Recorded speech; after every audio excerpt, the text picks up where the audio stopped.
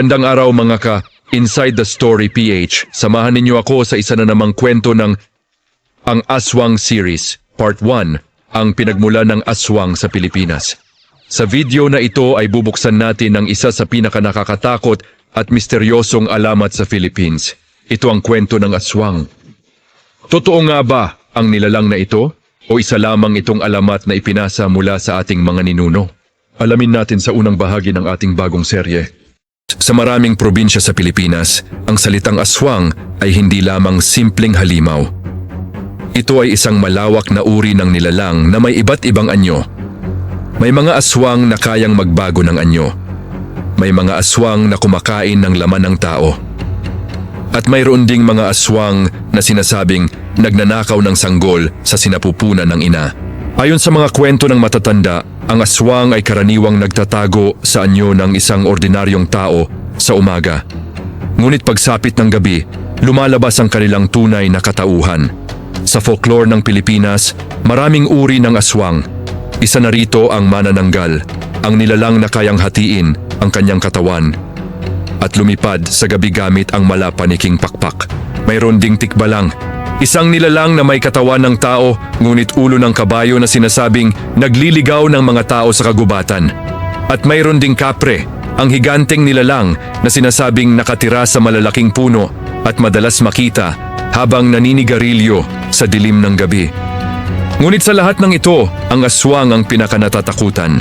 May ilang historiador at mananaliksik na naniniwala na ang kwento ng aswang ay nagsimula pa noong panahon bago dumating ang mga Kastila sa Pilipinas. Noong sinaunang panahon, maraming paniniwala tungkol sa mga espiritu ng kalikasan at mga nilalang ng dilim. Kapag may hindi maipaliwanag na pangyayari, tulad ng biglaang pagkamatay, pagkawala ng hayop o kakaibang sakit, madalas itong iniuugnay sa mga nilalang tulad ng aswang. Sa paglipas ng panahon, ang mga kwentong ito ay naging bahagi ng kultura ng maraming Pilipino. Sa Pilipinas, may ilang lugar na kilala sa maraming kwento tungkol sa aswang. Isa sa mga madalas banggitin ay ang lalawigan ng Capiz. Sa loob ng maraming taon, kumalat ang paniniwala na dito raw matatagpuan ng maraming aswang. Bagamat maraming tao ang hindi naniniwala dito, nananatili pa rin ang reputasyon ng lugar bilang sentro ng mga alamat tungkol sa mga nilalang ng dilim. Hanggang ngayon, walang siyentipikong ebidensya na nagpapatunay na tunay na umiiral ang aswang.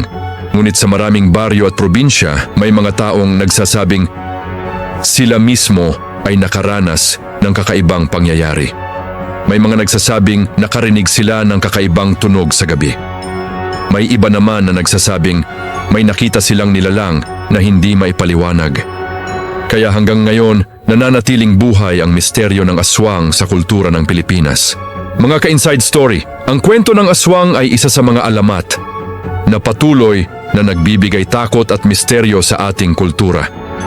Ngunit ang tanong, alamat lamang ba ito?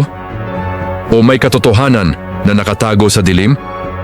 Sa susunod na episode ng ating serye, tatalakayin natin ang isa sa pinaka-nakakatakot na uri ng aswang. Ang Aswang Series, Part 2, ang nakakatakot na kwento ng manananggal. Maraming salamat mga Inside the Story PH sa inyong panonood. Sa isa na namang kwentong ang Aswang Series, Part 1, ang pinagmulan ng aswang sa Pilipinas. Kung nagustuhan ninyo ang video na ito, huwag kalimutang mag-like, mag-share, mag-comment, mag-follow at mag-subscribe sa Inside the Story PH para sa mas marami pang kwento ng misteryo, kasaysayan, at mga pangyayaring patuloy na nagbibigay ng tanong sa ating mundo. Ito ang Inside the Story PH. Magkita-kita tayong muli sa susunod na episode. Hanggang sa muli mga ka-Inside the Story PH. Paalam.